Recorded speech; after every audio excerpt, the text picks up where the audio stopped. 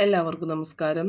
ഇന്ന് നമ്മൾ പഠിക്കാൻ പോകുന്നത് അക്കൗണ്ടൻസി വിത്ത് കമ്പ്യൂട്ടറൈസ്ഡ് അക്കൗണ്ടിംഗ് സിസ്റ്റത്തിൻ്റെ കഴിഞ്ഞ വർഷത്തെ ഓണപ്പരീക്ഷയുടെ ക്വസ്റ്റ്യൻ പേപ്പർ ആൻസർ ചെയ്യുന്നതാണ്. അപ്പോൾ അതിൽ ഒന്നാമത്തെ ക്വസ്റ്റ്യൻ എന്ന് പറയുന്നത് 1 മുതൽ 5 വരെയുള്ളത് വൺ വേഡുകളായിരുന്നു. അതിൽ നിന്ന് ഇഷ്ടമുള്ള 4 ആൻസർ ചെയ്താൽ മതി. Answer any 4 questions from 1 to 5 each carries 1 score. അപ്പോൾ ആദ്യത്തെ question, partners interest on loan is debited to dash account. Partners interest on loan ഏത് അക്കൗണ്ടിലാണ് ഡെബിറ്റ് ചെയ്യുന്നതെന്നാണ് ചോദിക്കുന്നത്. അപ്പോൾ അതിന് നിങ്ങൾക്ക് പാർട്ട്നേഴ്സ് ക്യാപിറ്റൽ അക്കൗണ്ടിൻ്റെ ഫിക്സഡ് മെത്തേഡിൻ്റെയും ഫ്ലക്ച്വേറ്റിംഗ് മെത്തേഡിൻ്റെയും ഫോർമാറ്റ് അറിഞ്ഞിരിക്കണം. അതുപോലെ പ്രോഫിറ്റ് ആൻഡ് ലോസ് അപ്രോപ്രിയേഷൻ അക്കൗണ്ടിൻ്റെയും ഫോർമാറ്റ് അറിഞ്ഞിരിക്കണം.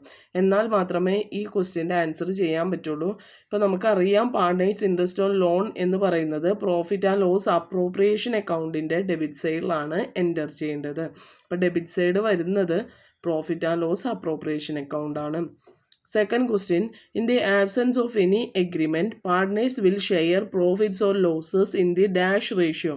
പാർട്ട്നേഴ്സ് എഗ്രിമെൻ്റ് ഒന്നും തന്നെ ഇല്ലെങ്കിൽ പ്രോഫിറ്റ് ആയാലും ലോസ് ആയാലും ഏത് റേഷ്യോയിലാണ് ഷെയർ ചെയ്യേണ്ടതെന്നാണ് ചോദിച്ചിരിക്കുന്നത്. ഇതിൻ്റെ ആൻസർ വരുന്നത് equally. Third one, identify the agreement of partnership. Agreement partnership തമ്മിലുള്ള പാർട്ണർഷിപ്പുകാരുടെ എഗ്രിമെൻറ്റിനെ പറയുന്ന പേരാണ് പാർട്ണർഷിപ്പ് ഡീഡ്. പിന്നെ നാലാമത്തെ, സാക്രിഫൈസ് ഇൻ റേഷ്യോൻ്റെ ഇക്വേഷനാണ് ചോദിച്ചിരിക്കുന്നത്. സാക്രിഫൈസ് ഇൻ റേഷ്യോൻ്റെ ഇക്വേഷനാണ് old share of profit minus new share of profit. പിന്നെ അഞ്ചാമത്തെ ഒരു question, new profit sharing ratio കാണാനുള്ളതാണ്. ഇതിൽ ഓൾഡ് റേഷ്യോ തന്നിട്ടുണ്ട്, പുതിയ പാർട്ട്ണറിൻ്റെ 1/5 ഷെയറും തന്നിട്ടുണ്ട്. അങ്ങനെയെങ്കിൽ ന്യൂ പ്രോഫിറ്റ് ഷെയറിംഗ് റേഷ്യോ എങ്ങനെയായിരിക്കും എന്നുള്ളതാണ്. അഞ്ചാമത്തെ ക്വസ്റ്റ്യൻ നോട്ട്ബുക്കിലേക്ക് എഴുതിയെടുത്തതിന് ശേഷം ഈ ചെയ്തത് നോക്കിയിട്ട് ചെയ്തു നോക്കുക. ഇപ്പം അഞ്ചാമത്തേൻ്റെ ആൻസർ ഓപ്ഷൻ എ ആണ്. 12:8:5 ആണ്. പിന്നെ 2 മാർക്കിന് ചോദിച്ചിരുന്നത് എക്സ്പ്ലെയിൻ ഗുഡ് വില്ല്, എക്സ്പ്ലെയിൻ പാർട്ണർഷിപ്പ്. അതിൻ്റെ രണ്ടിൻ്റെ മീനിങ് ആയിരുന്നു 2 മാർക്കിന് ചോദിച്ചത്. എട്ടാമത്തെ ക്വസ്റ്റ്യൻ 3 മാർക്കിൻ്റെ ക്വസ്റ്റ്യൻ ആണ്. ഇനി 2 ആണ്. 8, 9, 10 അതിൽ ഏതെങ്കിലും 2 എഴുതിയാൽ മതിയാകും. എട്ടാമത്തെ ക്വസ്റ്റ്യൻ എല്ലാവരും നോട്ട്ബുക്കിലേക്ക് എഴുതിയെടുക്കുക. അതിൻ്റെ ആൻസർ നമുക്ക് ചെയ്തു നോക്കാം. എട്ടാമത്തെ ക്വസ്റ്റ്യൻ എല്ലാവരും എഴുതിയെടുത്തെന്ന് വിചാരിക്കുന്നു. അതിൻ്റെ ഇൻട്രസ്റ്റ് ഓൺ ക്യാപിറ്റലാണ് കണ്ടുപിടിക്കേണ്ടത്. ബിനു, കാശി 2 പാർട്ട്നേഴ്സാണ് ഉള്ളത്. അപ്പോൾ ഇതിൽ നമുക്ക് തന്നേക്കുന്നത് അവരുടെ ക്യാപിറ്റൽ തന്നിട്ടുണ്ട്, അഡീഷണൽ ക്യാപിറ്റൽ തന്നിട്ടുണ്ട്, ഡ്രോയിങ്സ് തന്നിട്ടുണ്ട്. ഈ 3 ഓരോരുത്തരുടെയും തന്നേക്കുന്നത്. അപ്പോൾ നമ്മൾ ആദ്യത്തെ ക്യാപിറ്റൽ ഇൻട്രൊഡ്യൂസ് ചെയ്തതിന് നമ്മൾ ഇൻട്രസ്റ്റ് കണക്കാക്കണം.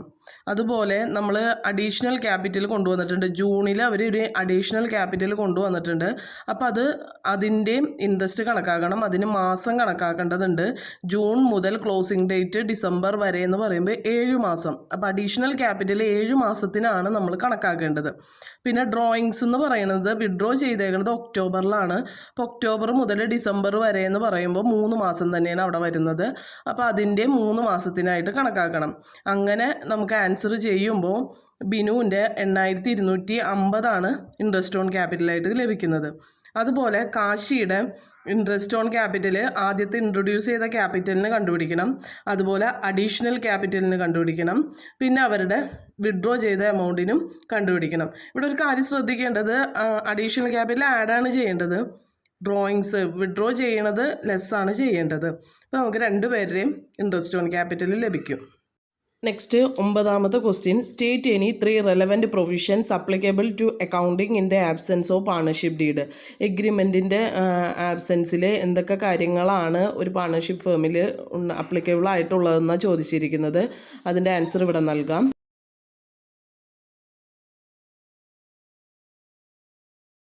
10ാമത്തേൻ്റെയും ക്വസ്റ്റ്യൻ എഴുതിയെടുക്കുക. ഞാൻ ചെയ്യുന്നതിനോടൊപ്പം നിങ്ങൾ ചെയ്തു പോകുക. 10ാമത്തെയും ന്യൂ പ്രോഫിറ്റ് ഷെയറിംഗ് റേഷ്യോ ആണ് കണ്ടുപിടിക്കേണ്ടത്. അപ്പോൾ അതിൻ്റെ ക്വസ്റ്റ്യൻ എഴുതിയതിന് ശേഷം ഈ ചെയ്യുന്നതിനോടൊപ്പം ചെയ്തു പോകുക, എന്നാലേ നിങ്ങൾക്കത് മനസ്സിലാവുള്ളൂ. ഇപ്പോൾ ഇവിടെ ലാസ്റ്റ് 9.9/20, 4/15, 17/16 കിട്ടുന്നുണ്ട്.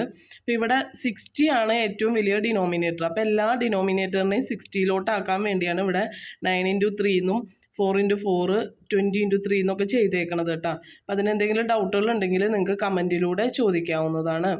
ആദ്യത്തെ 10 ക്വസ്റ്റ്യൻസ് ആണ് ഈ വീഡിയോയിൽ ഉൾപ്പെടുത്തിയിരിക്കുന്നത്. ഇതിന് ശേഷം വരുന്നത് അടുത്ത ഭാഗത്ത് ചെയ്യുന്നതായിരിക്കും. Thank you for watching.